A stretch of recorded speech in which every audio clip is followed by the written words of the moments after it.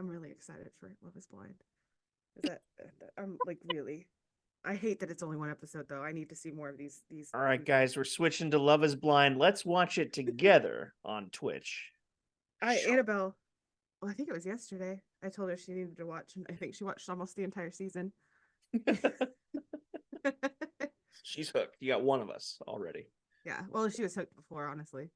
Fair. She hadn't watched the season, so I couldn't talk to her about it. It was really sad.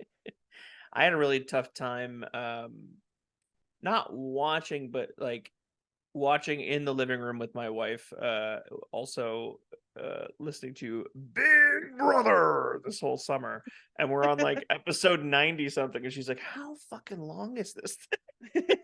I was like, I get it. And she's like, how many episodes a week? I was like, on a good week, 3. yeah, that was tricky. Oh, I love Big Brother. I just said brother like Hulk Hogan. Brother, Big Brother. And then his buddy Macho Man Randy Savage comes in and says, snap into a Slim Jim.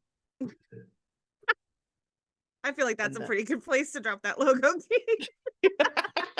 Right here. Into an Avenger.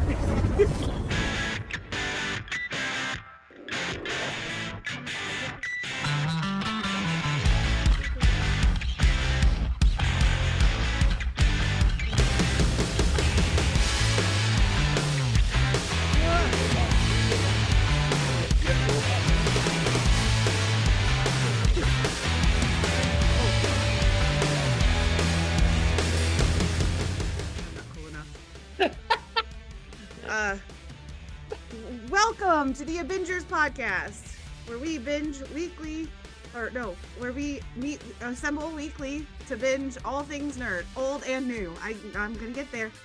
You got it. You got it. You can find us on all the socials at ABINGERS Podcast. If you want to support the show, you can go to your podcast platform of choice. You can give us a 5-star rating. We love the nice comments. Absolutely wonderful to get those. 5-star rating. 5-star rating, please. That would be great. That's a nice free way that you can support the show. If you have an extra dollar lying around every month and you're like, man, what should this dollar go to? You can give it to us on Patreon. You know, guys, to go to patreon.com/theABINGERS Podcast. You get extended podcasts. Listeners get featured on the show sometimes when we do wrap-ups of seasons and movies. Your thoughts get to be heard, and you get access to our wonderful community on our Discord. A bunch of wonderful, wonderful people on there. They really are. Oh, so cool. They are. Yes. Yeah. So yeah, if that sounds good to you, follow, like, subscribe, smash that subscribe button. Smash it. Hit the little bell to get notifications. Yes. Wherever you to just the people watching on YouTube specifically. Yes. Yeah. And leave it in the comments below if you want to say something. Yeah. Be nice. Be nice. Call us stupid. Oh, did I get everything? I think so. Spoiler alert. This is a spoiler alert for Daredevil Season 1, Episode 3, Rabbit in a Snowstorm. So if you haven't watched that, go watch it. And then you can come back and we'll have some wonderful spoilery thoughts. Yeah. Spoiler filled thoughts. Yeah. Make sure to get this episode in through your eye and ear holes before you listen to us completely spoil the whole damn thing. All right? What about my butthole? If you're consuming Daredevil through your butthole, you are reviewing it very eloquently, I gotta say. I'm impressed. Thank you. Oh, okay. So, I went first, and then you went first. Your turn again. It's my turn. All right. So, okay. I am loving getting into this show because, yet again, this is, I feel like, a different flavor of episode. This is more law procedural than it is like the first 2 episodes, which were also both different flavors from each other. I still absolutely loved it. There were some really horrible, gross parts that really made me bleh. But I made it. And I feel like at this point, and based on the screen time, I feel like this is valid. I hate Wesley more than I hate Fisk. Wesley is a creep. I'm so into this show. I'm very excited to watch the next episode after I watch the finale of Love is Blind. That's your plan After. tonight? Okay. Yeah, if there's enough time. Yeah, we'll see. But Keith, what did you think? What are your thoughts on the show? I love the way This you put it episode. as far as saying that this episode is a different flavor. You're absolutely right. I was a part of me was scared about reviewing this one after the action-packed stuff that we had going on in the last episode. I thought people are going to have their problems with this one because it is much more of a procedural kind of law episode. But there's a ton of fucking violence and action in this one too. Primarily from the character that they are supposed to be defending. But you make a great point that it takes a few different flavors to kind of explain Matt Murdock. I love that there's a lot that makes up this character. It's not just the fact that he has heightened senses because he's blind. It's not just that he's a lawyer. It's not just that he's a martial artist. Like, there's a lot of different shit going on, and to see how they make up the character and add a different layer towards what his ambition is and what his like code is it's cool to see, and to have the first 3 episodes kind of spell out 3 completely different aspects of his character is really cool. So I'm stoked. I'm excited. Yeah, I'm loving every flavor of Charlie Cox that I can get. Right? It's like a Neapolitan sexy man. Yeah. Yeah. We got a little scoop of strawberry tonight. I don't actually like strawberry ice cream. Hot take. All right. What's your favorite pink flavor of ice cream? Oh, pink? Yeah. Birthday cake. Specific, just to replace the straw. Okay, you got a nice scoop of birthday cake tonight. Coming at you. Blow out those candles. Yeah. I didn't have time to look up the IMDb score, so I'm going to give credit where credit is due. Keith looked up the IMDb score for this episode, and it is an 8.3. So all 3 of these episodes have been in the 8s. So I'm that bitch, just not really being a bitch about this. But yeah, you ready to dive into this episode, Keith? I certainly am. This episode is called Rabbit in a Snowstorm. And it opens in a bowling alley where a man named Prohaska, a name that we heard very briefly from Wesley in episode 1 when he's talking to the Russians. This is another crime boss. He's bowling in a private game. A friendly little man named Healy enters and wants to bowl, but they're shutting down for the night. He notices Prohaska is still allowed to bowl. The woman at the desk says that Mr. Prohaska has worked it out with the owners. He gets to bowl whenever he wants. Healy goes and asks to join, but Prohaska denies him. And when he tells his goons to get rid of Healy, they get their asses handed to them. Because it turns out Healy is a very skilled fighter. What did you think of that moment? Did you see that coming from this short little dude, or not really? But I knew something was up there. And then I'm not gonna know that name. That guy, Prohaska. Prohaska. Yeah. When he says, "Get this moron out of my face," honestly, gonna take it to my classroom. I'm gonna use it. Yeah. Get this moron out of my face. Moron out of my face. So the principal comes in. Get this moron out of my face. And the kids just carry him out like the kindergartners from recess. It's like they're your troops. You got them. That's awesome. Yeah. That'd be great. But yes. No, not seriously. I won't actually do it. Like, I love my job and I'll keep it. And I don't want to get fired. But yeah, I feel like that pissed Healy off, and I'm interested to see how much more we get from why this happened. Yeah, did they explain that in this episode? Like, why is it just crime bosses be criming? So I think what it really comes down to is there's a new kid in town in a lot of ways, and I think that it ends up being that it's the employer, Wilson Fisk, that the old crime bosses, like this Prohaska character, right, like another one named Rigoletto, they're kind of getting muscled out, and no one's really sure who the hell or where the hell it's coming from. So because he keeps it so, I'm sure there's a term for it either in business or in crime history where the proxies that are being used to kind of run things, you never can trace it back to the main lead. So the fact that Healy is given this information, as we find out later, is shocking, because we find out earlier in the episode that another guy has no clue who he's working for. He just has a job he's supposed to do. So yeah. Okay, that makes a lot more sense, because they were saying somebody's new in town taking out all these people, and I was like, yeah, duh, Daredevil. Yeah, exactly. So But it's someone who there is a scene, coming up, and we'll get into that as well. The words of like, oh, this person doesn't play by the rules. They don't think the rules apply to them. I thought it was Daredevil too the first time watching it, that they were talking about that, but no, Daredevil's barely made a dent when it comes to the people that are noticing these their operations getting shut down and stuff. So I believe it is Fisk. Yeah, that makes a whole lot more sense. Yep. Healy pulls out a gun to finish the job and take out Prohaska himself, but we get a cut back to 36 hours earlier, where Healy purchased the gun from an arms dealer named Turk. Turk, you might have recognized. He was in the first episode when they were loading women into shipping containers. He was there.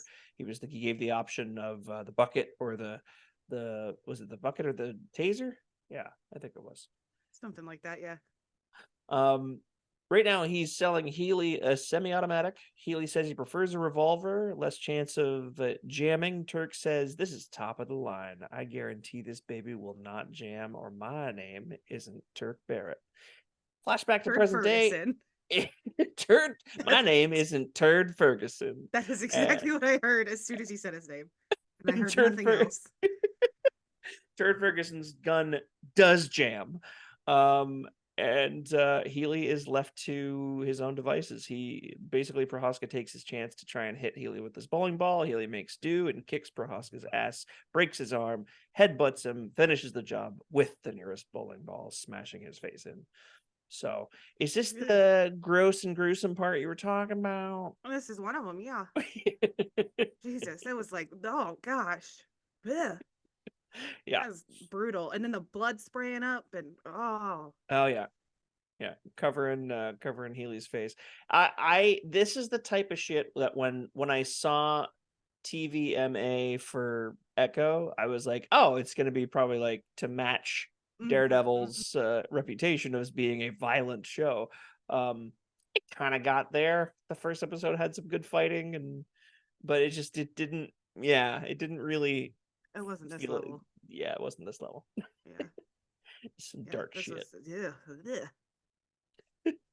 Sorry.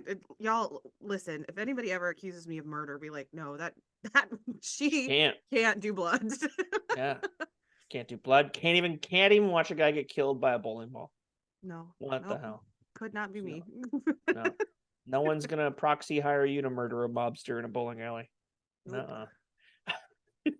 The police have been called, and Healy has to act fast. He hides his gun in a nearby pinball machine and kneels down to wait for the cops. When they arrive, he surrenders and said, I want my lawyer. Smash to the opening credits that you cannot bear to watch because it's gross and icky. I watched them this time just because I was like, am I really that much of a pussy? And I am. You're like, I can't. I tried. I was even like, okay, no, it's not blood. It looks like wax. It's not blood. And I was like, no. Like, all I can think about is bloody wax now. They're mixing together. Yeah. Like, ooh, this new scented candle smells like copper. Yeah. I was really shocked that he turned himself in so easily. Like, I was like, oh, that's he obviously trusts the employer enough to get him out he's real cocky. Yeah. That situation. So I don't know I don't know if he was assured that he would be gotten out of. I guess I'm assuming he had to have been. Maybe I think not he's such a professional that he had like plans A, B, C, and D kind of ready. And the fact that his gun jammed, probably he is when he switched and just admitted to himself, okay, I need to go with plan B instead. And that is to go with the self-defense. Bludgeon. Yeah. Bludgeon, kill, and hide the gun. Yeah, exactly. Yeah. Yeah, I mean, that's all I have about this scene. But if you've got any other notes, That's it. that's That's all it. I got. All right, Icky. then the icky, and you might say that Healy bowled a strike. Okay, I'm sorry. Was that enough pause for laughter? I took a sip of my drink and I couldn't. It's okay. Yep. All right. The next day, Matt Murdock runs into Father Lantom outside his church. Lantom recognizes Matt as Jack Murdock's son and tells him he can confess anything to him and not be in legal trouble. He says, "You can kill 10 people. I couldn't tell anyone." Matt says, "Does that seem fair to you?" He says, it is what it is. The priest asks if Matt wants to share a coffee, but Matt says maybe some other time. Father says, "Seemed to have a lot on your mind last time you were here." Figures maybe he would press a bit more, but Matt gives him a friendly goodbye, and we head across town. What are your thoughts on Father Lantom? We don't really know too much about him yet. We just know he's the priest from Matt's dad's church. I've got some questions here first, and I think that I am Yeah. gonna put us into a very uh uh what's the word I'm looking for? Tangent? I think a very not a little bit of a tangent, but like an existential debate Oh, about oh, I things. like this. Oh man, Okay, me without my which weed. first, my first thing about Father, what's his face? Lantom. I am sorry, I'm so bad at names, and Okay. yeah, It's okay. They don't say his name in the show. I'm just finding these from online. So gotcha. Okay, that's probably yeah. Okay, and I'm also not seeing them like written out, which I think helps me with names. But okay, he says instead of saying espresso machine, he he says does. espresso, He and does that is say an ick for me. espresso. That's an See, ick. to me, it would look like because he was kind of making fun of it being like a souped up kind of machine that the government donated, and so he can make a latte. And I feel like latte is a word he's more comfortable using, but espresso, it's just he's not familiar with this side of the world at all. I don't The care. world of coffee. I think. I'm sorry, I hate it. It's ick. Oh, Um. fair enough. Okay, so uh, one of the Ten Commandments is "Thou shalt not murder." Correct. I think So last time I checked, yeah, it's been a while. there's some like that one's there with like don't covet, and it's like okay, one of those is way worse. I feel like anyway. Yeah, they're not We listed in won't get into that. like seriousness. I think they aren't like a. It's not like a tier list, and they start with the worst ones, right? What's the first one? Thou shalt not steal. I think. I don't remember. I don't remember. One of them's Now you like get me. don't do shit on Sunday. Oh yeah, on the Sabbath. Yeah. Goodness. So like whatever. Anyway, okay, so thou shalt not murder. Okay, I'm following. Okay. Is okay, but if you confess it in Catholicism, then okay, you're good. You're Yeah, you're pure. good. Yeah, 10 Hail Marys or whatever. Maybe a whatever another football term is, and you're good. I don't know. I was really trying to help you, and I was like, nope, I got nothing. Touchdown. It's been a um, long time since I watched anything Catholic, so yeah, that's where my knowledge comes from. yeah. Um, but okay, so if someone tells a priest that they have murdered 10 people, Mhm. and That's they 100 Hail Marys for if that's okay, what your question is. the ratio of Hail Marys to lives taken. No, so they then now know that this person is a murderer, Mhm. but they can't go like to tell anybody. But how is that like how do you justify that as a priest? That's my main question. How do you justify that as a priest if you could go to the police and say, "Hey, this person is killing people." How do you justify not doing that? I, hell if I know. The I don't even know that if it's something that's just like a myth in media And where it's it's just in like, oh, media. there is a rule where it's like similar to a therapist where it's like if you tell them about Mention certain there's yeah. confidentiality agreements, and if you tell them about intended harm, Yeah. it can lead to them seeking the police's help. But yeah, they leave it up to the therapist's discretion a lot of the times. But yeah, I'm not sure. I'm really not sure. I feel like there's certain ones that they would obviously be more lenient about, but murder should be Mm-hmm. probably reported. So Yeah. yeah, Like, it's a good question. That's a good question for our listeners. Anybody a yeah. priest? I'm I don't know. I couldn't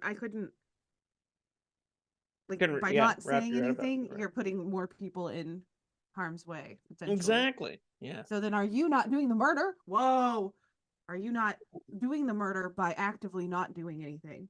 You're not Damn. actively murdering, but you're passively murdering.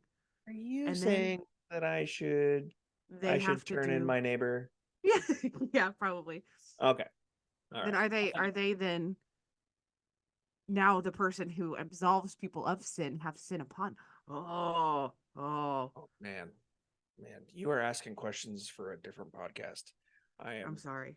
Uh, sorry, my bad. So what happens if you fart in the confession booth? Oh my goodness. You would think that by That would be awful. this day and age, I feel like most of the candles in a cathedral are scented now. So I think everybody's farting, and that's fine. I think you're fine if it's in a, because you would easily be able to just admit it, first of all. If Confess. the priest smelt it, then they would have to confess that because he who smelt it dealt it, and Thou art. that is a rule. That is in the Bible, Yes. I think. Yes. All right, we're pulling all this out. No, I'm just kidding. Brandon, if you're listening and you wish we had edited this part out, sorry. Yeah. I'm just I don't know. Questions, man. I got questions. I like it. Yeah. It's a good question. Are you ready for the next part? Thank you. Yes, I am. I'm sorry. Okay, so we're on to across town at a Brooklyn waterfront. We're introduced to two new characters. A journalist named Ben Urich meets with a mobster, Silvio Manfredi. Manfredi says that he used to look at. Sorry. What? Guys, this is my man Freddie. This is my man. Oh, nice Freddie. to meet you, Freddie. Oh man, there is a Freddie. who's on first joke there somewhere. Yeah. They could do a whole routine, go town to town. Manfredi says I'm gonna call him Silvio from now on. Okay. Silvio says that he used to look at the city on a Friday night with and loved the view. Him and his boys would drive into town feeling like kings of the castle. Urich says kings don't have bodies in the trunk, and Manfredi says tell that to Macbeth. He goes on saying that he's retiring to Florida, citing the recent number of hits on his colleagues. Urich says Rigoletto retired, and Manfredi says yeah, in pieces. When Ben Urich starts asking questions, Manfredi reminds him that the rules, you go first, and then maybe I got something to say. Urich tells him what he knows. The Russians have got a bee up their ass because someone's been hitting them hard. Manfredi doesn't know Manfredi. Oh, Manfredi doesn't know about this. Urich says that it's being pulled from police and public records. They get altered. And Manfredi says, it used to be you kill a man, you send his wife flowers. Now you just send his wife with him. Something's got this mobster scared. And Urich says, what about the rules?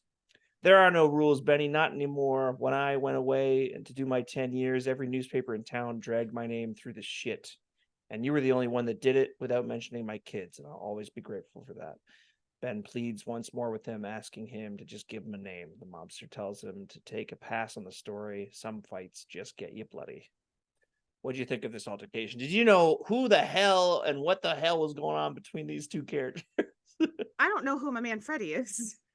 My I man don't know him. Freddie, yeah, he's brand new. He's just a mobster. Yeah. Just a mobster dude. Very, Yeah. very mob boss. When you said King of the Castle, I have to get this out of my mouth right now. King of the Castle from Borat. That's when Borat is in a hotel for the first time and sits in a chair, I believe. Yeah, I believe Okay, so. yeah, Yes. yeah. Oh, I love King that of the movie. Castle. King of the King Castle. of the Castle. Wow, wow. Okay. He slowly falls in love with Pamela Anderson from watching Yes. Baywatch. Yes. I do. Yep. I truly love that movie. I like the second one too. Second one's great. Oh my god, what an update. And it's the voice of Cosmo the dog that plays his daughter in that. They did 500 auditions to find the right actress to play his daughter in Borat 2, and she's made it big. She's been in about 5 movies since, and now voices the voice of Cosmo, the Russian space dog. I didn't know that. Guardians. That's awesome. That is awesome. Yeah, she's pretty awesome, and she's incredible in Borat 2. If you haven't seen it, Yes, check that shit out. completely agreed. I didn't know who Rigoletto was, so I was just kind of like, whatever. And this is the scene where I was like, oh yeah, the Russians, because I feel like the Russians are with Fisk, so the taking people out, that would be Daredevil, right? So it's both. So the Italians that are left over that are kind of folded, and Wesley describes it as they're folding up shop. I believe in the first episode he talks about, you know, these mobsters are done, and I'll make sure to make sure that they're done, so they'll stop encroaching on the new Russians' territory essentially, and causing gang wars and stuff. But essentially these mobsters are getting shut down left, right, and center because Fisk is kind of taking over Hell's Kitchen, if not all of New York, and he doesn't have any time for Italians, I guess. I don't know what his problem is, but he's not offered them anything. Maybe they're so deep rooted. He's like, oh, I'm not going to try and fight them. I'm not going to try and win them over. I'm just going to take them out, because they're all the ones that are folding. Yeah. Okay. And the Russians, he's kind of what? The Russians are in his pocket. They are his okay. people. Yeah. Okay. They're, Okay. those two I'm guys sorry. that we saw in that sky. It's okay. The 2 guys that we saw in that sky rise, the 2 Russians, anyways. I want to say their names were Anatoly and Vladimir. Those 2 are like the head of the Russian mob family. Okay. And they're doing most of his human trafficking for him. I think we gave them the names though, Modick and Modak. Modick and Modak, is that what we wrote? Okay. I think so. I'm writing that down a second time. Modak? Yeah, Modak was the. Where in the hell did I write that? Modak was the word that they used. Oh, right. Okay. I was like, I've heard of Modick, Mo Problems, Modick. but I don't see where I wrote that, but I absolutely know for a fact I did. all right. Murdock. Modoc, yeah. Yeah. Great character. Everybody loved him. No problems there. Huh. Weird. Oh, Mudak. Dickhead or asshole. Mudak means dickhead or asshole. Perfect. Yeah. Mudik is dickhead. Mudak is asshole. Okay, sorry. Oh. Okay. I'm going to be learning some Russian later. All right. Did you have any thoughts? Oh, sorry. Go ahead. On this scene before we move on, because I obviously I wasn't completely getting it. I'm like along for the ride, and like I'm cool, and I just don't know how mob bosses work or. It's all good. I had a chance to see this episode a few times, and my understanding of what comes next is helping me a little bit with this. So Ben Urich is a big character from the comic books. He is essentially the I don't want to say Lois Lane for him for Daredevil, but he wants to make sure that Daredevil succeeds in a way. So he's kind of writing the stories about the bad people and making sure that the eye gets put on them. But yeah, he's been doing it for a long time. He meets with, so you can see right here, he meets with mob bosses or mobsters, gets some information out of them. If they're willing to scratch his back, he'll scratch theirs, type of thing. And has seemingly been doing it for years. So he's maybe one of a dying breed of journalists that's out there kind of scraping the bottom of the barrel to find out what's really going on with the crime. And we get a scene later that with him and his editor kind of arguing that fact. But yeah, that's what it's kind of an introduction with a lot of other things to introduce as well. So I'm glad that you said that he's kind of like the Lois Lane or like the Peter Parker to Spider-Man, like kind of putting a positive spin on Daredevil. Yeah, exactly. Now I know that I should like him because I don't know what it was about him that he just put me off of him this episode. And so I initially was kind of like, I don't think I like this character. I found that they and it's one of those things where it's like, oh, maybe they had originally had longer scenes with him or something, but a lot of his information for his character is fairly shrouded in mystery in this episode. Like, he's arguing with a hospital director later on to try and get his wife more time in the hospital, but it's not really 100% clear what's going on. It's a lot of tell not show, if that makes sense. So it's like you're not really seeing what's going on with him yet, so they don't really, they're just really mysteriously introducing this character right off the bat. But yeah, Karen finds something in the mail that concerns her, but Foggy walks in before we see it. Matt walks in shortly after and has to explain his black eye, brushing it off, and they suggest he get a seeing eye dog, and he doesn't want a dog. Oh, who doesn't want a dog? And they receive a knock at the door, and it's Wesley. Did you have anything before we go into the Wesley scene? Wesley's creep. Wesley's a creep. Yep. And he plays it so well. I love this actor who plays Wesley. I haven't seen him in many other things, but damn, is he good at being a creep. I agree. Being a creep. He's good at being a creep. He probably loves that he can play a good creep. I don't trust that, man. If you're good at playing a creep, probably means you might be a creep. I think I saw him one other time as like, I think he's in the first John Wick movie, and he's like a Russian mobster in that one. I think he does the actor actually does speak multiple languages, so he does oh, that's cool. play this part well, as far as the interpreter for several of Wilson Fisk's associates. Yes. But yeah, Wesley walks in seeking Nelson and Murdock's legal assistance. Do you do walk-ins? He mentions that sometimes his employer likes to seek out talent and put them on retainer. Foggy perks up at the word, figuring their money problems are solved.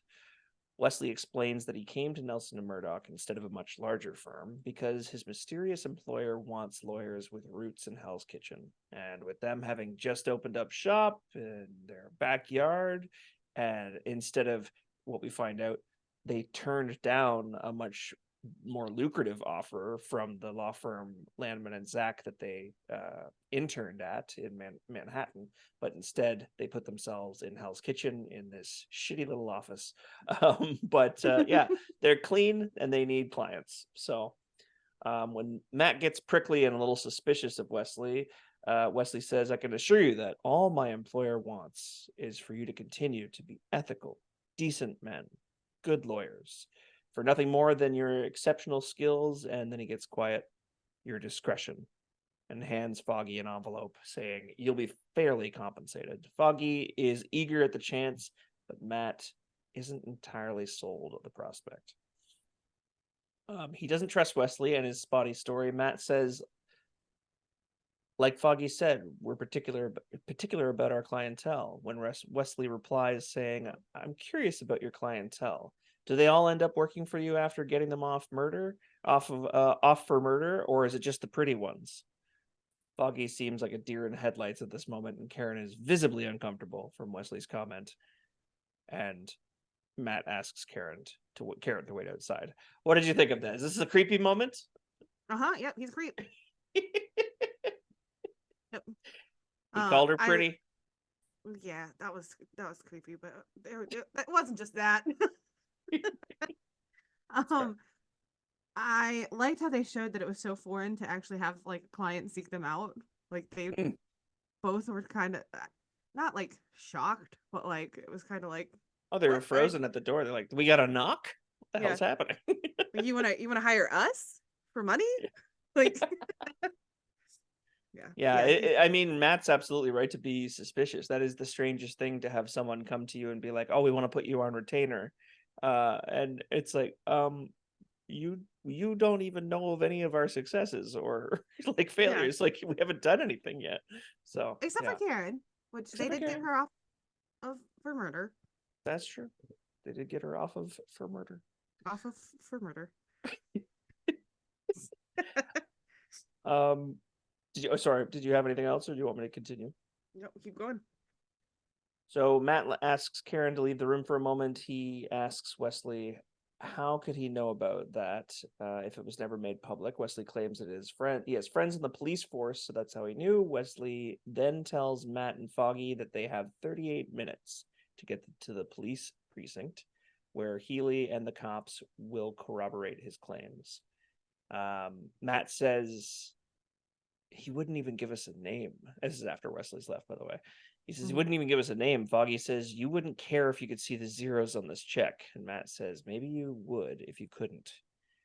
Matt follows Wesley, getting used to the sound of his expensive watch. Wesley goes into an SUV with his employer, and all Matt hears is Wesley say, it's been taken care of. And they drive off. Matt stops to notice that his wound on his side has opened up and is bleeding. He started his period.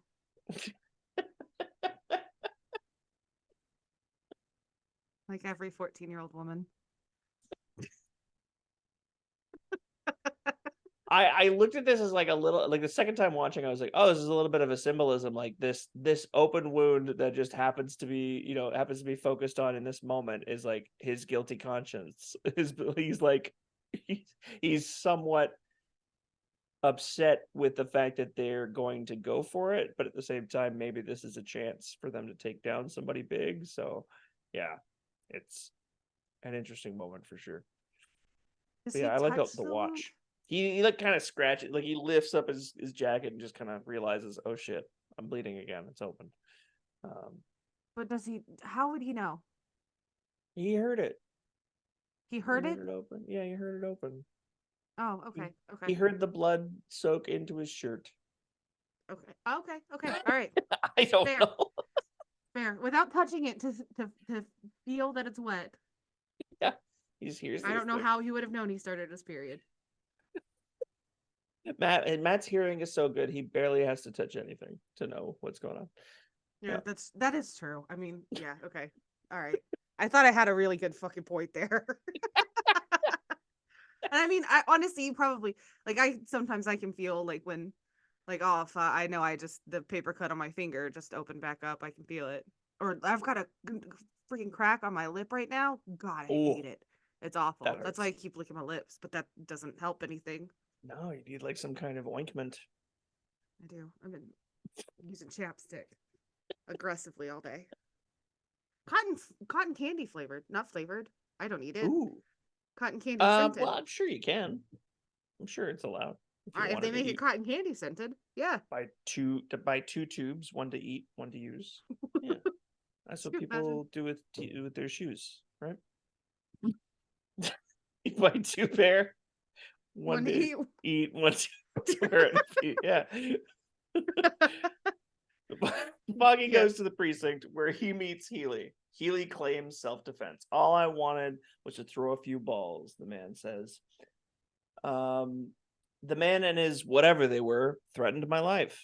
Foggy asks for clarification. They threatened you. Okay. How? Verbally? Physically? Healy squints and asks, which one sounds better?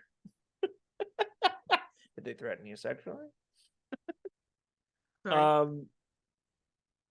Healy, by the way, is bone chilling in this scene. I'm just this actor, Alex Morph. He does so much with such a small role, because if you got to the end of this episode, you know he's done. but fuck, is he scary? Daredevil zombies. Yeah. Oh, yeah. True. Yeah, if the fans want it enough, there will be a Daredevil zombies show coming out right after Daredevil Born Again. Honestly, people just want that. Yeah, no, thank you. I'm good, thanks. I agree. That sounds like What If all over again. Yeah. Oh no! What if you had more chapstick? I know, it's all like all of the tube is gone. I have to like, it's the worst. Can't get it on my lips, but there's still chapstick in here. I'm not gonna throw it away. I'm not wasteful. That's fair. You gotta like shove another chapstick up inside that one to push what's left of that one toward the top. How does that work? Does that work? Like Play-Doh PlayStation? Play-Doh Play? What are they called? Play-Doh Play Maker? Oh, like a Play-Doh thing? Well, yeah. I should probably just dig it out and put it in like a Ziploc baggie. That's stupid. A year That was later, a stupid idea. a year later, you've got just a pile of small Ziploc baggies filled with Filled with chapstick scrapings. the very ends of chapsticks. Just barely, not even an ounce of chapstick each baggie. You offer someone that comes over chapstick. Yeah. They're like, why does it look like that? Yeah. I'm not gonna waste anything in this economy. You could start your own company after a while. You could start filling your own chapsticks. There you go. Yeah. Maybe ABC chapstick. that already been committed. Chapped. Okay. What did you think of this guy freaking Foggy out a little bit too? So this is what I got stuck on in this scene. Foggy's hair is so Bieber, circa 2014-ish. Like, it's so Bieber. Really? Yeah, and I said 2014. That might be a little bit late. Maybe like 2000, maybe like 10-ish. Bieber had hair that long, that early? It wasn't that long, but it had the swoop. It was the swoop. It was swoopy. It does seem to change each episode too. You get like a swoopy or Foggy, and you're like, oh, what conditioner did you use last night? By the end of this season, he's just going to be Farrah Fawcett.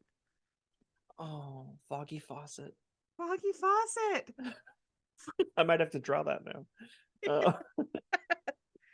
But yeah, yes, you're right. Healy was a total creep.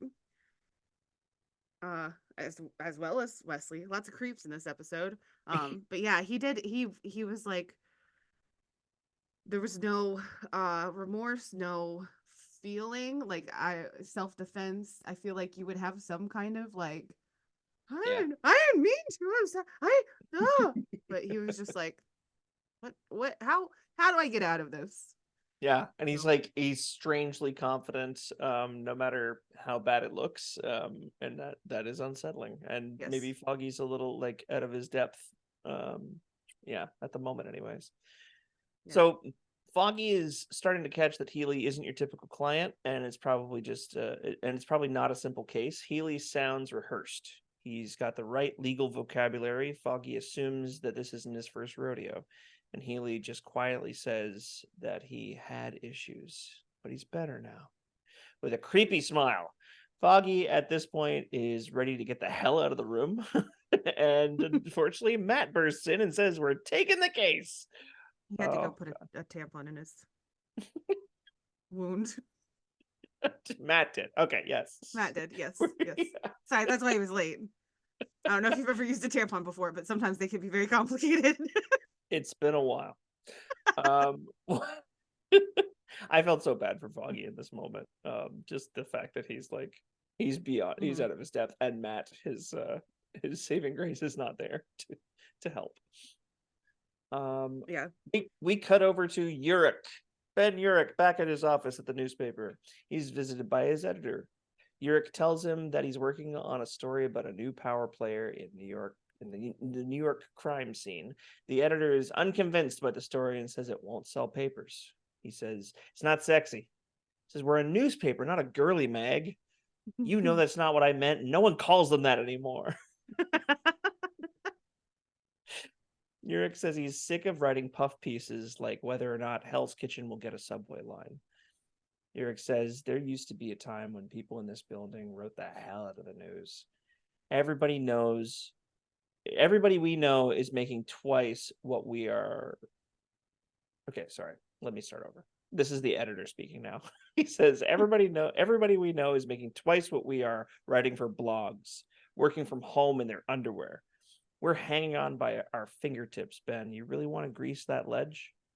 I really like the writing in this scene. I enjoyed the hell out of the way that they were back and forthing at each other. It was nice. Yeah. Completely agreed. Let me see what's next here.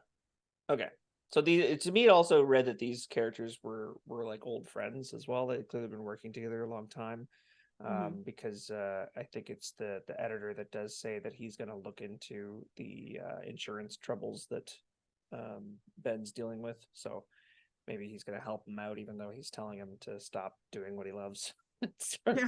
Right in that puff piece, he's like, I'll do you a favor if you just write this fucking subway line story. Yeah, just yep. Back at the police station, Matt and Foggy continue talking to Healy. Matt wants to know why Healy is connected to the company, or how Healy is connected to the company that Wesley represents. God, I can't talk tonight. Sorry. Healy doesn't give an answer. Matt pressures Healy after he gives a few flippant answers. Are you at all afraid of what will happen if we lose this case, Mr. Healy? He gets still and smiles again and says, no. Are you? Matt and Healy have a bit of a stare down somehow, even though Matt's blind. Foggy asks to speak with Matt privately.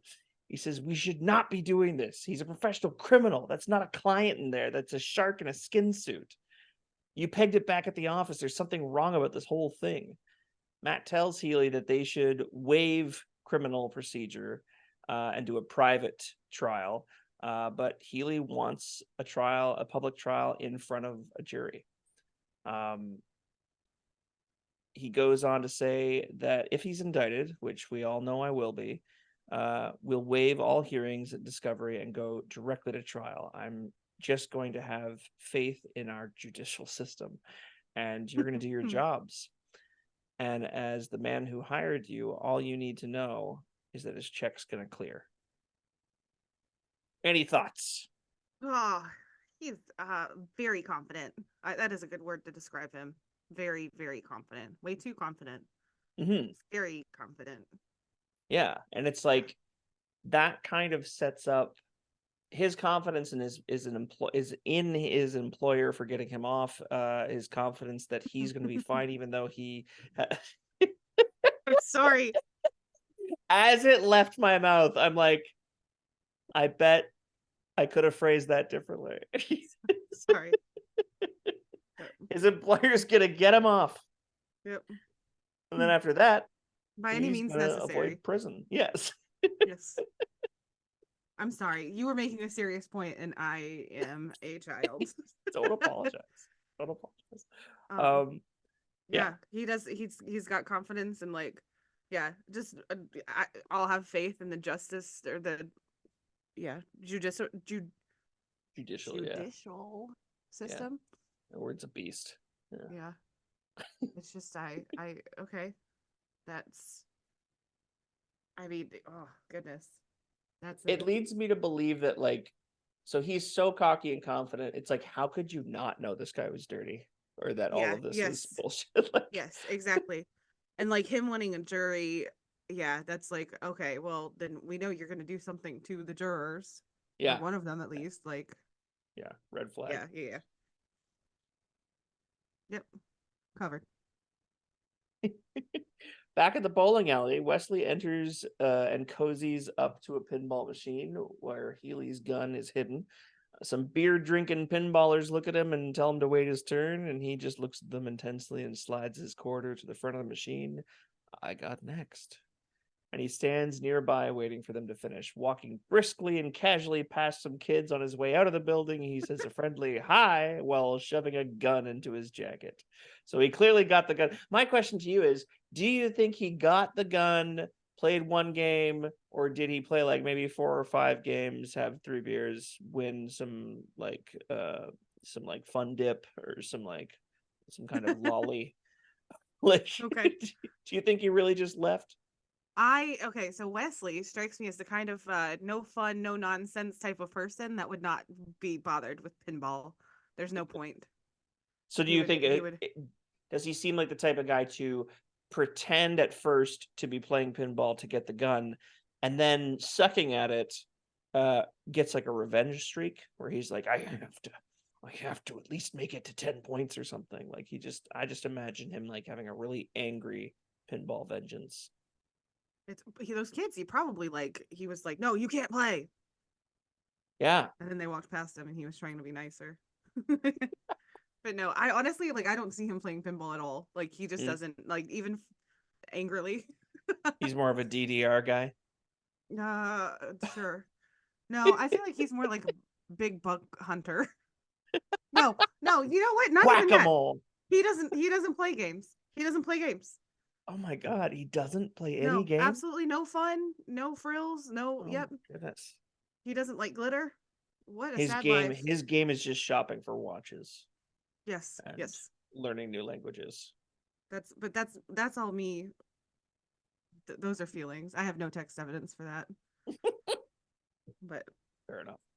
yeah. What do you think he did? Do you think I you think think he that he revenge like I think he tried to stood at that pinball machine, lost 3 rounds in a row, and then unplugged it and like crudely fashioned an out of order sign, and got the hell out of there. Yeah, I think he Okay. was like, he like had to take a moment to calm himself down, and he's just like, I have a job to do, and he just had to leave after that. Yeah. He could have got sucked in, I think, and that's why he normally wouldn't go to the bowling alley. They send someone else because Wesley's just addicted to those kind of things.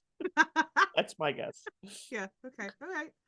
Also a good guess. I don't see any text evidence, but okay. Oh, everything's got to have text evidence with you. My No, goodness. it's bullshit. Yeah, I'm sorry. I'm just kidding. I'm kidding. The kids always say, "You're I doing too much." Oh God, you do too much. I said, okay, sorry. You're not doing enough. You need text evidence. Sorry. that I've explains it. apologized a lot this Yeah, episode. I thought And for I was the that, I'm Canadian. very sorry. Ah, got him. Matt and Foggy return to Nelson and Murdock's office where they go over Healy's case. Matt tells Foggy, sometimes we're going to have to take cases for the money. You were right about that. Okay, for the record, this is the first time you've ever told me I was right. I hate it. Mm-hmm. Matt apologizes to Foggy for getting carried away with making decisions without their discussing it ahead of time, and they bump fists.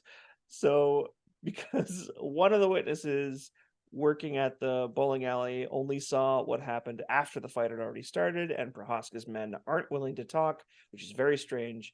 They discuss their legal strategy and have Karen look into Confederated Global, another company name that we're meant to remember every episode.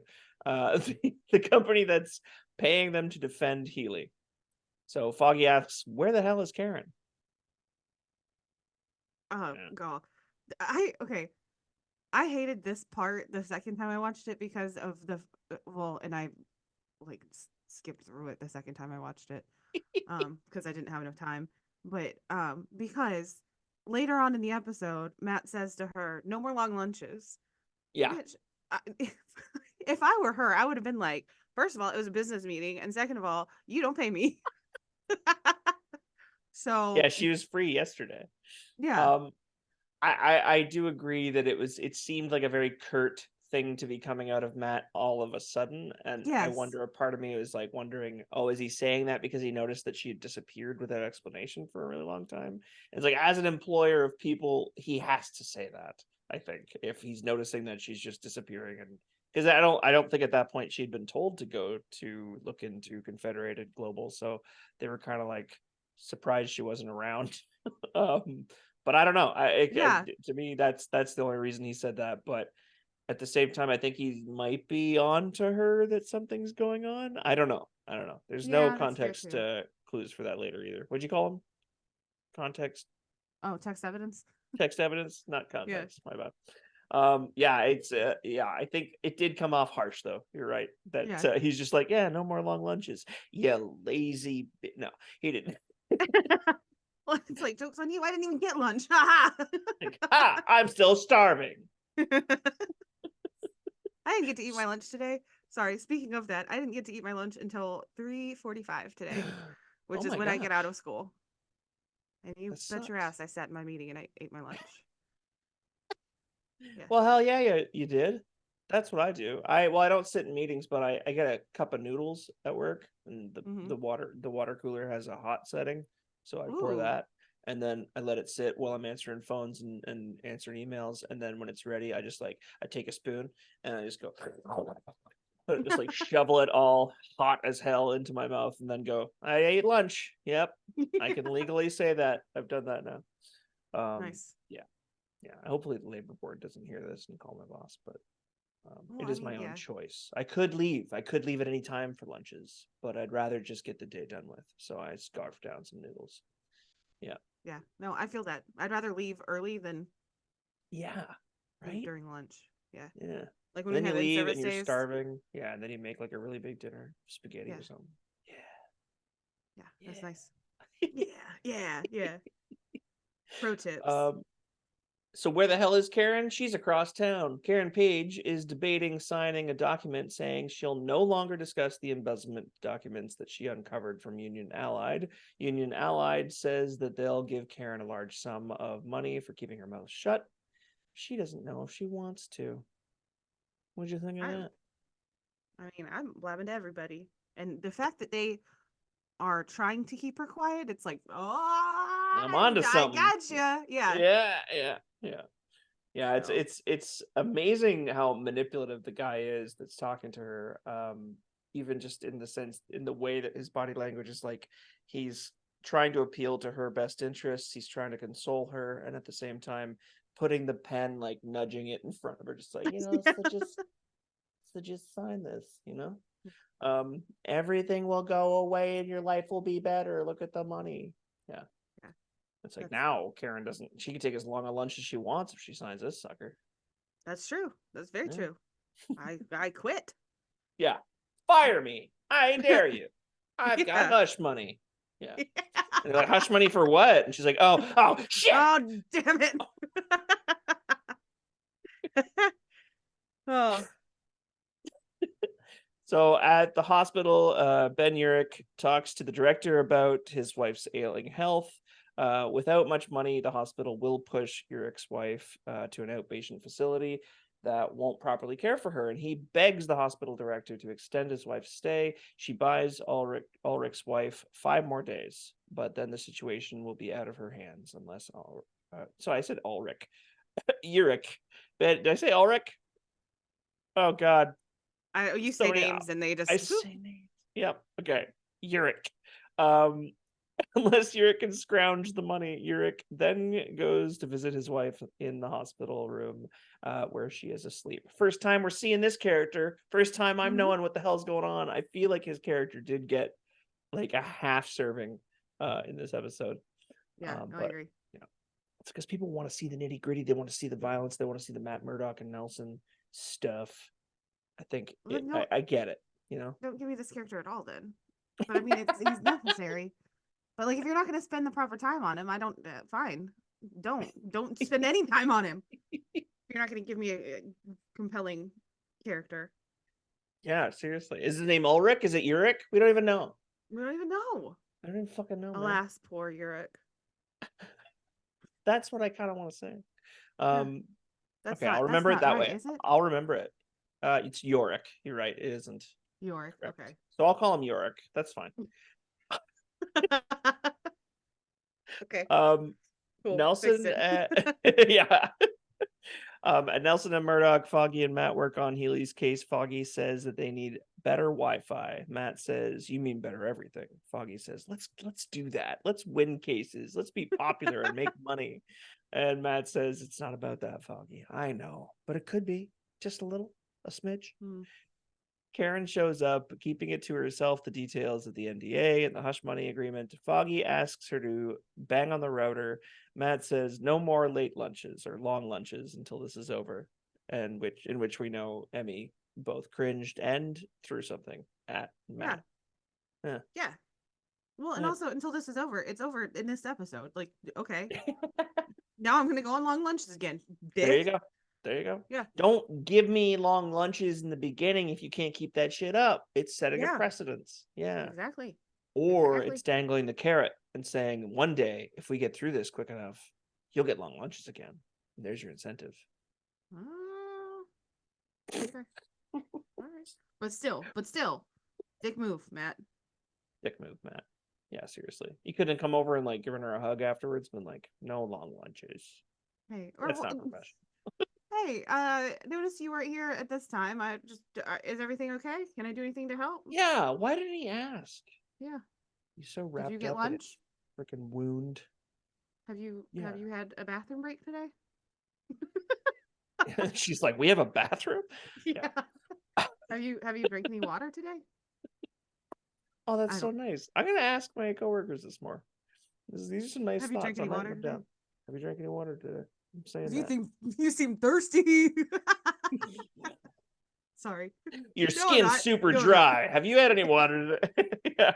If you pinch the back of your hand, does it stand up? Yeah, you haven't drank any fucking water today. Oh no, is that what that means? It's one of them. It's a test for Oh, people beyond the age of 25, I think. I truly, my skin is starting to get older. Like sometimes I look at my hands and I'm like, old lady hands are those? They're mine. Whose hands? We had so little time. Yep. It's been so long since I looked at my hands. It's been 84 years. At Healy's trial, Foggy defends Healy before a jury. Matt hears the familiar timepiece of Wesley, who has just entered the courtroom, which then triggers the panicked heartbeat of a jury member. That night, that panicked jury member meets a man in an alley. The man tells her to follow his instructions and vote in Healy's defense. When the woman leaves, Matt, in his black mask, appears and gets some more answers out of the mysterious man. He says he's blackmailing the woman to vote in Healy's defense. Matt interrogates further. Who do you work for? The thug explains, I don't know. That's not how this works. I pass by a certain building and a light goes on. I know I have a job. And he says, there isn't a name. Somewhere there's another light in another building. And if I don't do this, I'm somebody else's job. Matt gets him to have her excuse herself from the jury. And then he better leave. He says, you better leave my city. My city. Yeah. Yeah. Ahora. Anoche. Right now. Yeah. Bitch. And then he punches him in the face one more time before vanishing. I think that Batman would save a lot of money on smoke bombs if he just did this. If he's trying to leave in a hurry and doesn't want to see what direction, like Matt just punched him in the face and then hid behind a trash can, and I think it worked. Yeah, so, I think so too. Yeah. That's a really good point. I would agree with that. Batman, your smoke bomb budget is out of control, bro. You're like, we got to do something about that. You know, Alfred's already on his case about that. He's like, we just can't handle the amount of smoke bombs this month. It's really gone up. It's like, yeah, well, my hand hurts. Yeah. What did you think of this scene with the rigged jury member? I thought it was clever. It took me a minute to figure out what they were even talking about, like what they had on her. Mm-hmm. I'm assuming it was she did a little frisky video for. Yeah, I think he says something about like something when she was young. There's video evidence of something that she wouldn't want out now. So I would imagine it is when she was sexual. 19 and pretty. Yeah, she's still very pretty. That's rude. Of course. Yeah, it is. But yeah, also that's disgusting. You can't don't leak pictures that aren't yours to leak. That's right and creepy. And I guess it wasn't this guy that was doing it. It's somebody in some window. Yeah, somebody in some window. Or yeah, more specifically, or Wesley. Or Wesley, yeah, but still. Oh goodness. Wesley's finger is just like hovering over the share button. The post on some social media. Oops. That's actually that is how we got the Kim Kardashian Ray J situation, was that Kim was supposed to be a juror in her father's trial of OJ. That actually works out perfectly. And she didn't do what she was supposed to do. And so they shared her. What? Really? What are you wedding? Everything you just said. I didn't know that was real. Is that real? That Kim Kardashian was like being blackmailed into doing one thing and then it got shared. Oh no, that's all completely false. Oh fuck. The amount I know about the Kardashians could fill nothing. It can't. Yeah. I don't. Yeah. But no, she does have a sex tape with Ray J. Well, that is her dad he was the defense attorney for O.J. Simpson in O.J. Simpson's murder trial. Yeah. Wow. Robert Kardashian. But he is passed away. Huh. Well, there you go. Yeah. Yeah. I thought the more you know. I thought his defense attorney was named something else. Might have been the prosecution. Oh, okay. And I think Well, he had more than one defense attorney, but one of them was Robert Kardashian. Damn. Before the Kardashians were famous. Yeah. Yeah. I'd hate for Learn someone something to new. have something on me that they could blackmail me with. There's so much. I've said so much on here. True. They could just like supercut a bunch of stuff that we've said. Yeah. Oh man, don't go getting ideas, guys. What? I don't know. To blackmail me? I don't know what they'd want me to do though. I don't have, unlike Liam Neeson, I do not have a particular set of skills in any area. I don't know why they would need me, and why they couldn't just ask. Yeah. I'll help people out every once in a while. I'm a pushover. Yeah, exactly. Yeah. So the next day in court, the jury member is excused and replaced, and Matt then makes the defense's closing arguments before the judge. But he hears another panicked heartbeat from another jury member who was probably also blackmailed. So then Matt finished his statement, a speech on morality versus facts. So this is the part where I wrote a lot of dialogue. I kind of like this part a lot. So are you ready to hear it for a second time? Yes. Third time? All right. He says, sorry, I've been preoccupied as of late with questions of morality, right and wrong, good and evil. Sometimes the delineation is a sharp line. Sometimes it's a blur. And often it's like pornography. You just know it when you see it. A man is dead. I don't mean to make light of that, but these questions are vital ones because they tether us to each other, to humanity. Not everyone sees the sharp lines. Some people only see the blur. A man is dead, and my client took his life. That is not up for dispute. That's a matter of fact, and facts have no moral judgment. They merely state what is, not what we think of them, not what we feel. They just are. Whether my client is a good man or something else entirely is irrelevant. These questions of good and evil have no place in a court of law. Only the facts matter. My client claims that he acted in self-defense. Mr. Prohaska's associates have refused to make a statement regarding the incident. The only other witness is a frightened young woman, has stated that my client was pleasant and friendly and had only seen the altercation after it had started. Based on the facts, the prosecution has failed to prove that my client is not acting solely on self-defense.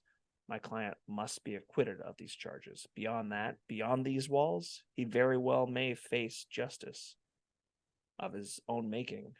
Nod to Daredevil. I really love this moment because he is just saying essentially, like it's almost like he's trying to convince himself that it's okay to get this guy acquitted because I'm going to beat the shit out of him later. Like, yes. Yeah. Yep. Like he has to do his day job to fulfill his night job better. Sorry, go ahead. The fucking Dexter situation. It's very Dexter. It Did is. you watch Dexter? I love Dexter. Yeah, I'm a big fan. Seasons 1 through 5 especially. Yeah. Yes. Yeah. This was a very eloquent way to say facts don't care about your feelings. And I love that. I liked that there was a better way to say it, and he said it. I was gonna say something. I had another thought, and it's gone. Oh, no. Dang it! Should have. Down. Yep. That's okay. I'm sorry it was such a long monologue.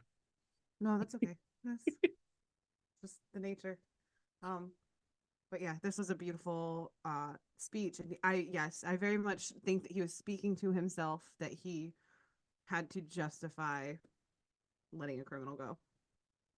Yeah, exactly. Justice. Like it's a tricky situation. He's putting Foggy and Karen at risk if he does something that upsets the employer, and he's putting his own morals are saying that this man, it's so rigged against them to put this guy behind bars, that it's better to just let him go, and that's where the Daredevil comes in and can finish the job. So and I don't even think he was trying to kill the guy. He's just trying to make people leave his city.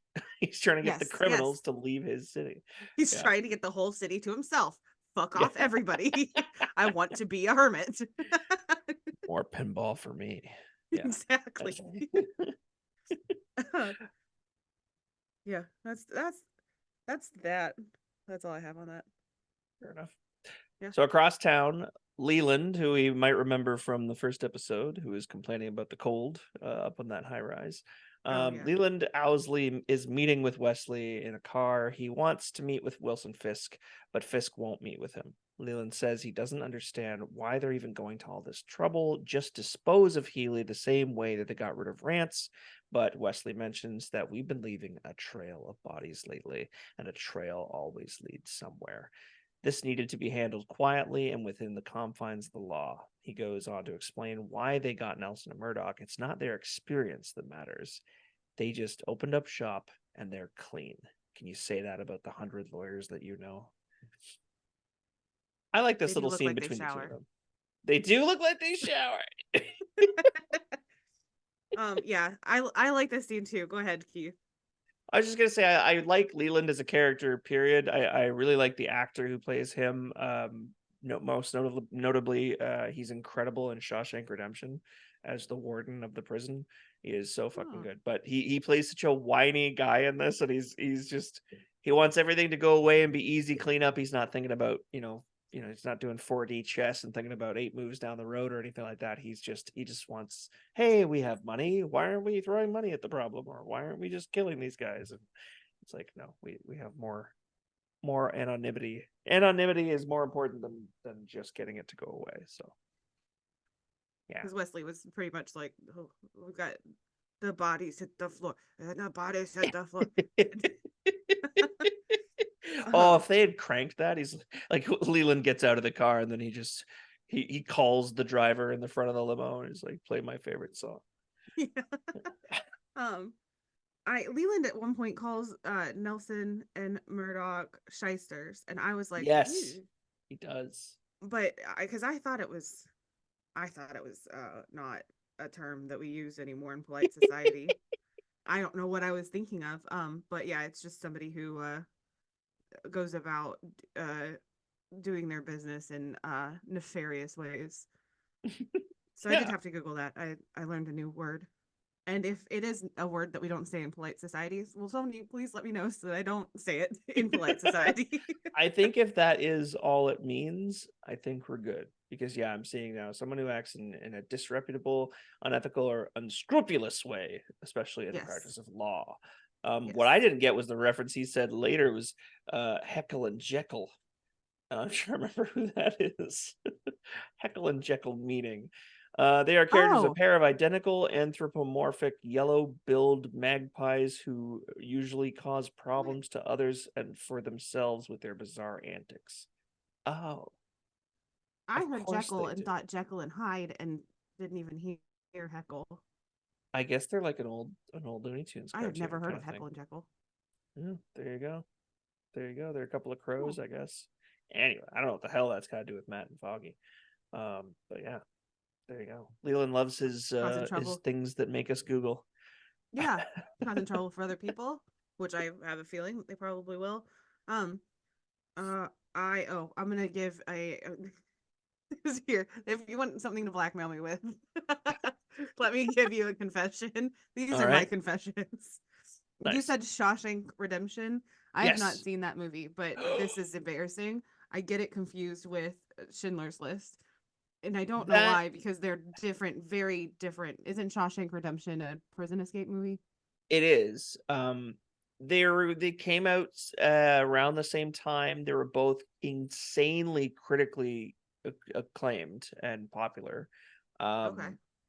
So I understand, and there is a lot of prisoner themes going on in Schindler's List, but Schindler's List is notably the one about the Holocaust. Yes. And Shawshank, which I have seen. Yeah. Oh, you've seen Schindler's. And I've seen Schindler's List, and I still get them confused. Because, and here's the reason I think you gave some very good reasons. Here's my brain's reasons. They both start with S, and they're both 2 words. See, like, yeah, because you're never going to confuse either of them with The Shining, because that's just like other than the word the, that's just one S word. Yeah. But 2 S words. Okay. But Good to Silence of the know. Lambs, I don't know. The Shining and Silence of the Lambs, I do get those confused, and honestly, I have no idea why. They That both is start with weird S, because that's 4 words. That's 5 words. but they're both scary Okay. movies. They are both scary movies. And in The Shining, there's a lot less people eating in The Shining. Ah, All right. Well, spoiler alert. but they're both bloody. Oh yeah, spoiler alert. If you haven't seen The Shining and you don't know how little cannibalism there is in it, sorry. I go into most movies assuming that there's not going to be cannibalism. And But you know what? That's a safe bet, except for Yeah. the 2 or 3 times when you That might it's not. stumble across something people eater. Yeah, there you go. I haven't seen either of those movies either. Maybe that's why. The Shining or Silence of the Lambs. Yeah. No, I I would have seen recommend Silence both. of the Lambs. What the hell? What am I saying? But regardless, you haven't seen Shawshank Redemption. No, I have not seen. We Shawshank should review Redemption. that. Okay. I nearly bought that on as a secondhand DVD just today, actually, but I put it back down because I know that it's on every streaming service. I was like, no. I'll spend my money on The Witches of Eastwick instead. Have you seen that? No. Susan Sarandon, Michelle Pfeiffer, and Cher play witches. Oh, that sounds And phenomenal. Jack Nicholson plays the devil. It's fucking Okay. great. Okay. All right. Yeah, good times. I will not remember that name. Jack Nicholson? No, the witches of Oh, Eastwick. I'll tell you tomorrow. Eastwick. Okay. All right. Cool. All right. Karen Page goes to meet Fisher's widowed wife and apologizes for getting him involved and killed. Karen then tells the wife that Union Allied wants her to sign a deal to stay quiet. The wife tells her to let it go. But Karen says, I know. Let it go. Sorry. Karen says that something doesn't feel right with Union Allied's numbers, but the wife admits that she had already signed a silence deal with Union Allied for her children's safety. Karen isn't able to let it go. With nowhere else to turn, Karen goes to Ben Urich's office. Not Ben Yorick and not Ben Ulrich. But I thought Ben it was Urich. Ulrich. I'm thinking of Skeet Ulrich, not Ben Urich. Do you know Skeet What Ulrich? kind of a name is Skeet? Right? That's not a name. That's a sound. Billy you make Loomis from in It the Is club. a Sound. That's true. Skeet, motherfucker. I did too many Skeets. It was just 2 Skeets, wasn't it? Skeet, motherfucker. Yeah. Yep. See? Yeah. I had God to damn. say the whole thing. Oh, all right. Karen goes to Ben. She says, I read your article about Union Allied. I think there's more to the story if you're interested. Ben's face lights up. These 2 need each other. That's my notes, anyways. Yeah. What do you think? It's beautiful. I'm sorry. Who is Skeet? Skeet Ulrich. We go off the rails more in this episode than the last 2 for sure. Skeet Ulrich is an actor who played Billy Loomis. I'm not sorry. I'm not sorry. You shouldn't be. I invited this because I said too many names. Skeet Ulrich is the actor who played Billy Loomis in Scream, the first Scream movie. He also, I believe, plays Jughead's dad in Riverdale. Those are the 2 that I think he's most famous for, which are like 30 years apart, which is really funny. Yeah. Poor guy. Bookending. Yeah. Bookending. Sure. Yeah. Did you notice the U-Haul behind Karen when she's talking to Fisher's wife? I did not.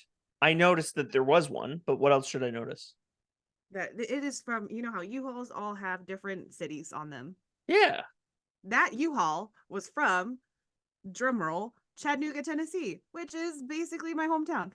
Oh my god. Yeah, and so is that where they're moving? Is that what that means? His widow is moving to Chattanooga? No, they're random. Oh, okay. I guess they could be dropped off anywhere and then they get all mixed up. Yeah. There used to be one around here that was for Wapakoneta, Ohio. And honestly, if you're from Ohio and you know how to say Wapakoneta, I know I say it wrong. It's more fun to say that way. So yeah. I like that. Yeah. It's become a thing. Wapakoneta. Wapakoneta. Wapakoneta? Wapakoneta, I think, is how you actually say it. It's the birthplace of who's the guy that did the space stuff? Buzz Aldrin. Did Buzz Lightyear. did the space stuff? Yeah, Buzz Lightyear. You're right. That's it. Nailed it. That's honestly a better answer. But yeah, it was the birthplace. But yeah, it's a place in. I don't. Why am I saying this? Oh, Wapakoneta U-Haul. Yeah. Whenever I say it or whenever I see it, I have to say Wapakoneta out loud because it's just fun to say. It sounds like a compulsion, and Yes. it sounds like one you should follow through. Because who's it hurting? Just say Wapakoneta. And you know what? Like I said, I was diagnosed with ADD today, not autism. Is that shocking to anyone? Gotta love a good diagnosis. I know. She was asking me questions and she was like, do you ever get do you have vocal stems or anything like that? And I was like, sometimes if I hear something, I just have to say it out loud just to see how it feels in my mouth. And she was like, okay. It's like, that's what it is. And the next question was, when you see a U-Haul, do you have to say Wapakoneta? I have to say Wapakoneta. Even if it's not from, Wapakoneta. Yeah. Yeah. You guys try it. Try it. Wapakoneta. Wapakoneta. But that's not actually how you say it. Okay. Sorry. No. So you're teaching everyone to say it the wrong way. The people of Wapakoneta are going to be so pissed. Come for her in the comments. Yes. Wapakonetans. Yes. Anyway. I was on the U-Haul. Yeah. Yes, and those two need each other. Fisher's widow. Yeah. She seemed. I didn't like her. She was mean, but I mean, I get it. This woman is the reason that your husband is now dead. I like that she knew that her husband was there was no question in her mind that her husband was faithful to her. It wasn't about that. She knew that it was that he got wrapped up in something that he shouldn't have. Yeah, and it was all her fault, all Karen's fault. Yes. Damn it, Karen. Can I also point out the fact that the name Karen, I'm taking a sorry. real beating. Yeah, it really has, and that's my first thought. I'm like, wait, am I talking about someone named Karen, or am I calling someone a Karen? Well, next episode when we see that scene she has in the convenience store, you're gonna be like, "Whoa, she really fits the bill." Just kidding. There isn't one. I'm just joking. Oh, I was like, oh. Spoiler alert. All right. Yeah, I know. You were so glued. You're like, oh my gosh, is she the first? Is she Karen Zero? Yeah. Karen Zero. That's good. Thanks. Back at Healy's trial, Wesley walks in. Matt hears his watch ticking and another panicked heartbeat in the jury stands. But it is announced that the jury is split. With a hung jury, the trial is over. Yeah, I know. Everybody in that jury's got a massive dong. Massive That's what penis. That means. Yep. And that's why they couldn't continue. With a hung jury, it's too distracting. They have to move on. Next, you gotta get yeah. Everybody's swinging their dick around. Yeah. He's swinging that dick. It throws everyone off. The judge is like, guys, we can hear you. Yeah. Did you know? Yeah. No, I didn't. I'm going off the rails again. Do it. Did you know that a Prince Albert piercing? First of all, do you know what a Prince Albert piercing is? That's the one through the cock, right? Through the penis, yes. Yeah. Did you know it is named after Prince Albert, the guy? That makes sense. Was so large that whenever he was riding horses, he had to strap it to his leg to not hurt himself. So did he get it pierced to get into a stirrup or something? Was just an easier fix? No, he personally didn't pierce his... I don't think that he actually got his pierced. To affix to a leg piercing or something. No, I just think that he had a notably large member. Huh. Yeah. So you're welcome. Thank you. No, I feel like that's something that I'll probably tell my wife about after this. So thank you. Yeah. I like being educated. Putting everybody in the mood. No, that's not what I meant. I'm just gonna tell her about it. Okay, so the hung jury here, yes, big Yes. dicks swinging around and stuff. So that just means that the jury could not. Some people were like, "Well, my dick's bigger," and other people were like, "My dick's bigger," but they couldn't Yep. come to an agreement. Yeah, they couldn't decide who had the biggest dick, and so even with the jury foreman trying his best to put it all on the whiteboard behind them, and no, they couldn't figure it out. Yes. And Healy is released. So why did he Sorry. look at Matt? I'm sorry, no, because I'm gonna sound like an idiot again. Okay, Because you're probably gonna have a really good answer for this, and I should have I'm seen ready. it, but okay. Why did Healy look over at Matt and say like that was a really nice speech though? Like I So really did like your speech, but like the other thing they did say as well was that the DA, the district attorney, did not pursue it further. He kind they of, I didn't do think, a retrial. rather than do a retrial, the district attorney is not interested in pursuing it, and so it really, that by that information, it's revealed that not only is the DA probably in the pocket of the employer, Whisk, but okay. Whisk. Matt's speech, Whisk didn't, Matt didn't need to make that speech, and even though it was a really good speech and it got them, at least doubting things, that it ended up amounting to nothing. So, Okay. And I see that with or now. without Okay. his speech is what he meant. Yeah. Yeah.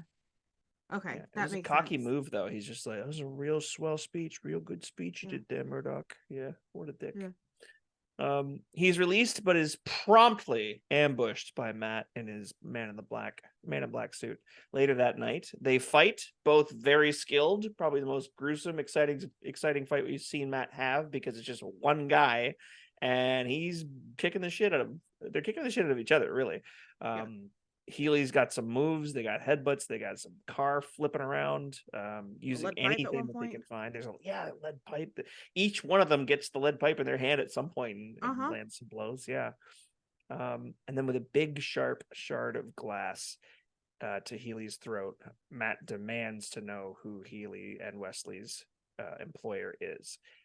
Healy finally says, "Fisk! Wilson Fisk!" And Healy then panics. And as soon as you see this shift in Healy's demeanor, I was like, okay, I love this performance. I love this character because Mm-hmm. it sets us up perfectly to know how scary Wilson Fisk is supposed to be. Because Healy was terrifyingly intimidating. He was cold. He was disassociate. He was just very menacing throughout the whole episode. And then to find that guy only shows fear in this situation is a very good storytelling piece, I Mm-hmm. think. Yeah, completely agreed. Because as soon as he said it, it was like, ah, he said it, and Yeah. yeah. But Yeah, I he mean, goes on, sorry, go ahead.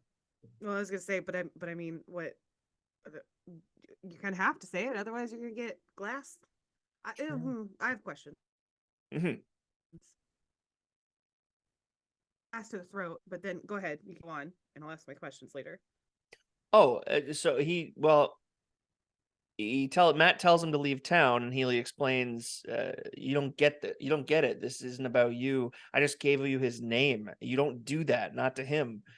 He'll find me, he'll make an example of me, he'll find everyone I ever cared about and do the same to them, so that no one ever does what I just did. You should have just killed me, you coward. And then he thrusts his eye onto a metal piece of fence, piercing right through his damn head.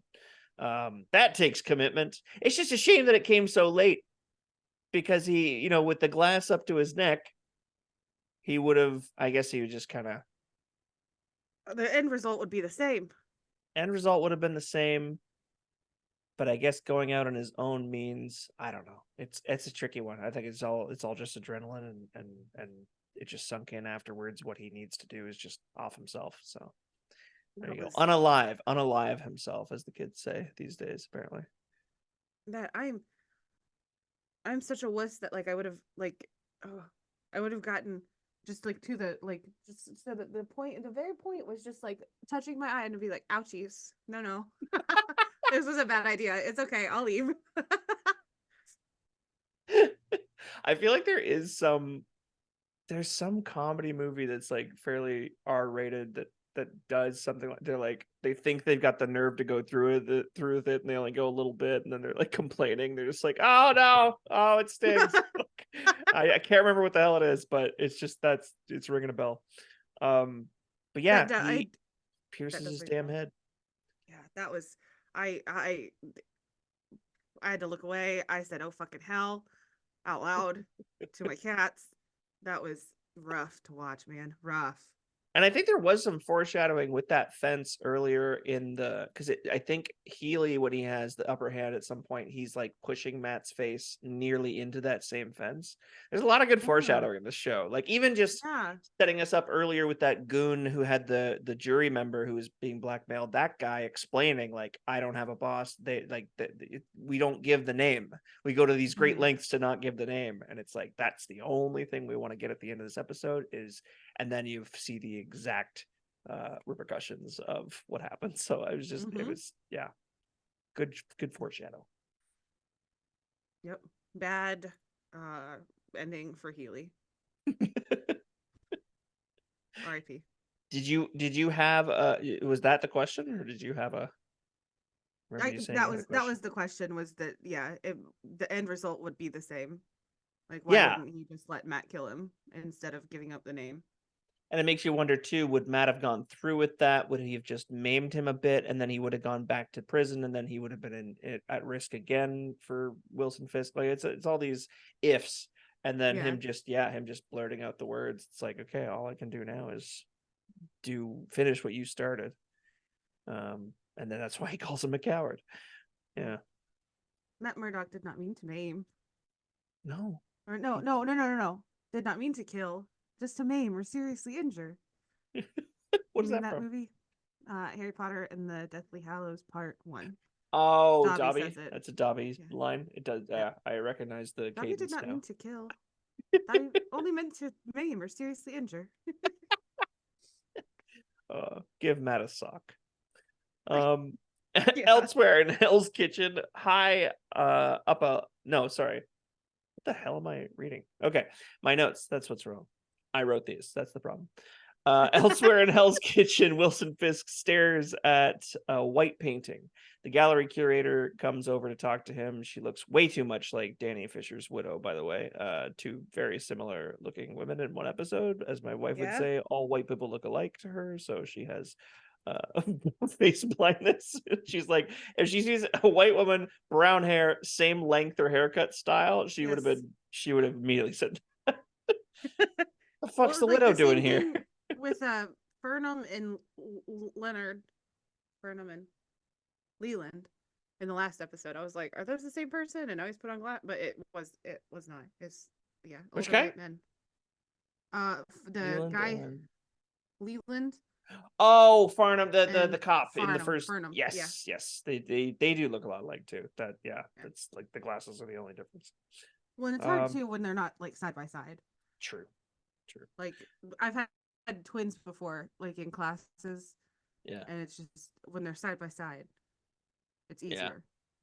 When they're on their own, it's like I in university, I on my residence floor, we had 3 sets of twins. It was very strange that we were set with that, and so two of them, both twins, went to that school. One set of twins both lived on our floor, so they would mess with us all the time, and I could really only tell them apart by their smile. One just decided never to show his teeth when he smiles, and the other one does. So it's like, oh, okay, smile. And then, so I think I was messed up the first couple of weeks, frost week or whatever. They tried to pull a fast one on me, and I was like, smile. And they're like, what do you mean? And then they did, and I was like, oh, you're Ben. Yeah, I know which one you are. They were like, what the fuck? Yeah. That's what happens when you're a photographer. Apparently, you notice people's smiles. Oh.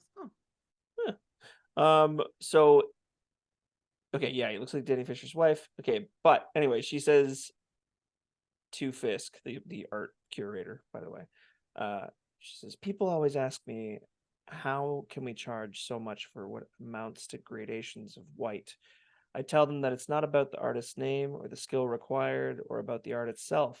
all that matters, and how does it make you feel? And he says, it makes me feel lonely. No, alone, he says.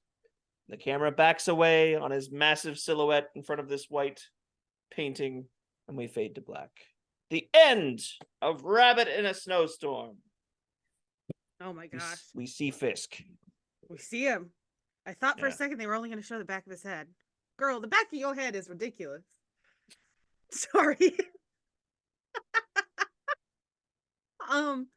Yeah, I thought it was only the back of his head, but it was not. Yeah. We got to see him. And he is vulnerable here. He is. He's so, yeah. That's what happens when you stare at a painting for a really long time. You get vulnerable. Is this who is this woman? Does she have a name? Later. Art. I believe her name is Vanessa. You'll hear lots about her. Yeah. Okay. I was gonna call her Veronica, based on she our does look like a discussions in Veronica. Echo. Yeah. Oh yeah. But I was just coming up with a V name. Vanessa. Okay. Interesting. I'll be curious because he opens up to her. He does. He said it makes me feel alone. That's literally his only words. To me, the way he said it too felt like he was like hinting that he wants her to go away. It's like not a warm comment at all. Just, it makes me feel alone, and I'd really prefer that. If you could fuck off. Great. You'd kindly fuck off. When you said that his line was it makes me feel lonely, like that's like, oh, I want to go hug him, poor guy. Like that's like such a sweet way to say that. One of the people on Love is Blind, Love is Blind got into a fight with their fiance and said, you said this and it made me feel uncomfy. And I'm like, you are a grown-ass woman. Like, you can't say it that way. Made me feel uncomfy. Uncomfy. I felt uncomfy. I don't like that. No, you're having an argument with your fiance. Please use full words. We're not. I'm going to say that the next time I have an argument with my wife. I'm just going to be like, this whole argument's making me feel uncomfy. I think she might piss her pants laughing if I do that at the right moment. Yeah. I'm uncomfy. Yeah. Yeah, that's an odd one. Can I go off the rails just veer a little bit more? We're done. That's the whole episode. So yeah, go. This is where we go off the rails the most. Like, well, I want you to be able to talk about this scene as well before we head on out of here. But okay. I was gonna say, I had one of my boyfriends at some point. We were having this argument, and he was very much like I'm going to argue until you see my way, like type of person. And this was right around whenever Whatevs had started. And so I got to a point where I was done with the argument, and I was like, you know what, Whatevs? And he was like, I'm sorry, what did you say? And I was like, I said Whatevs. It's Whatevs. I don't care. Like, just Whatevs. And we ended up laughing so hard that we couldn't finish the argument. That was the best argument. Oh, good. Oh, that's fantastic. That was out of many arguments that were very toxic. Yeah. It's like you throw the word cool beans in there or something like that. Yeah, I say cool beans all the time, and my kids are like, what the fuck are you talking about? Do you tell them to watch Hot Rod? Is that where you learned it? No, you heard it somewhere else. Before. I used to say that in like middle school. I think I learned that from like my middle school best friend, Cool Beans. Nice. Hot Rod was I want to know the orange. Yeah, I think it was. Yeah. So they were getting it from your friend in middle school as well, probably.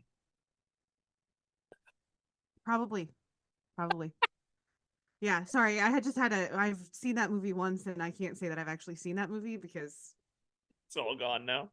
Well, no, I was doing other things. Woohoo! With my mouth. Oh God.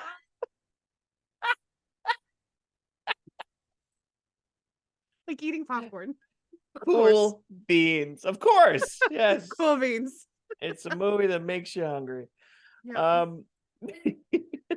This scene, yeah, I really don't have anything other to say about this scene specifically, other than that I knew that this episode introduced him. A part of me is glad that it was right at the end to give us a little bit more of a tease, and then, but I'm also glad that it's not later in the series, because he does need to be introduced. The faster he's introduced, then the faster we get all these awesome upcoming Wilson Fisk scenes that I'm not going to spoil. But damn, are they fun! And he is as much what made this show great as Charlie Cox is. Charlie Fox, and he is one, and he also has a cop. Yeah, he's awesome. They're both really great parts of what makes this show great, as is Karen, as is Foggy. So I'm so stoked to hear that. I believe both were confirmed to be coming back. Oh, really? Daredevil, yeah. Hell yeah. Born Again, yeah. Okay. Stoked. Reborn? No. Born Again. Born Again. Reborn. Born Again. Yes. Born. Okay. Reborn again. Daredevil Born Supremacy. Reborn Ultimatum. Again. Matt Damon. Yeah, so I mean, this episode for me was like you said at the beginning, a great way of putting it was a new flavor to see him actually in court with a case that was a little bit more serious. Him doing his big monologue about having to release people and what happens to them outside these walls of justice is completely unrelated. You know, maybe justice will come for them one day, and then it's like, oh yeah, no, I will. No problem. I got this, guys. I am justice. That's what Batman says, isn't it? Probably. Yeah, it is a killer episode, 100%. Yes. Yep. I really enjoyed it. I'm excited. I'm gonna not like taking a break to do X-Men. That's mean of me to say to X-Men. I'm sorry, X-Men. Damn you, X-Men. There's only 10 episodes of X-Men, and they are short, so it won't be a long break, I feel. So yeah, okay. Yeah. We will get back to our Daredevil, our best buds, Matt and Foggy, in no time. You are gonna have to remind me what happened, because I will forget. No problem. We'll do a whole recap episode. Yeah. Okay. Yeah, that's probably good.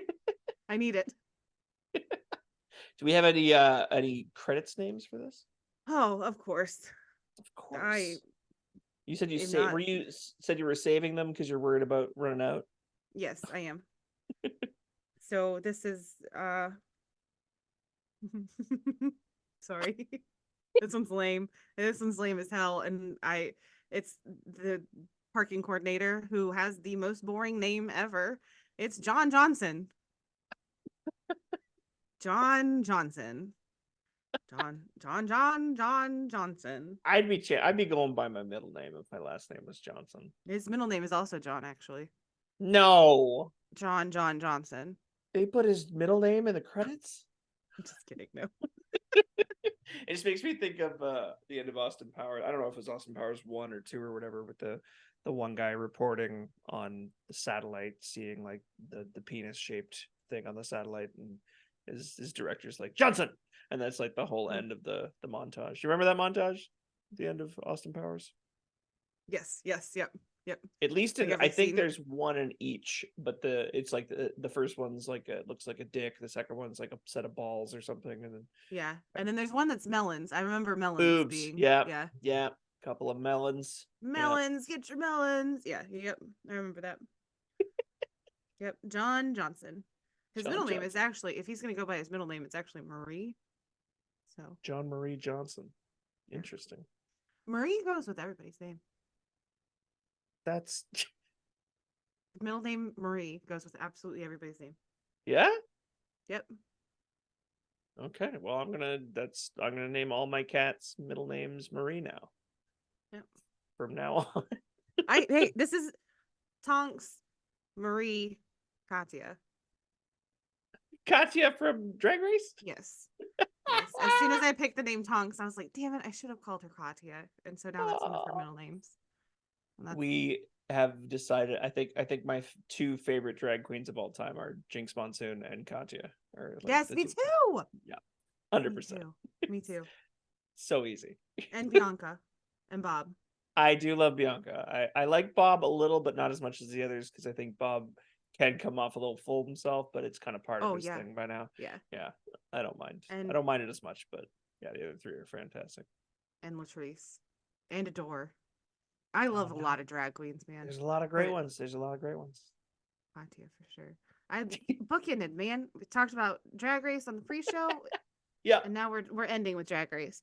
If you Oh, want I to love hear that. more Drag Race talk, you can find us at patreon.com/the Abingers Podcast. We're on all of your socials at Abingers Podcast. If you would like a free way to support our show, you can give us a 5-star rating on any podcast platform that you choose to listen to us on. Send us some snail mail. Our Cool. PO box has been a little empty lately, so if you are so inclined, send something our way. 5661, no, PO box 5661, Knoxville, Tennessee 37928. And Keith, do you have any final thoughts? Anything else that you want to say before we get on out of here? All I got to say is the first 3 episodes have been a blast to review with you, and I'm very stoked for episode 4, and very excited for the developments coming up in the next couple of weeks. Primarily, Brandon's kid is going to be here. And my birthday. And your birthday.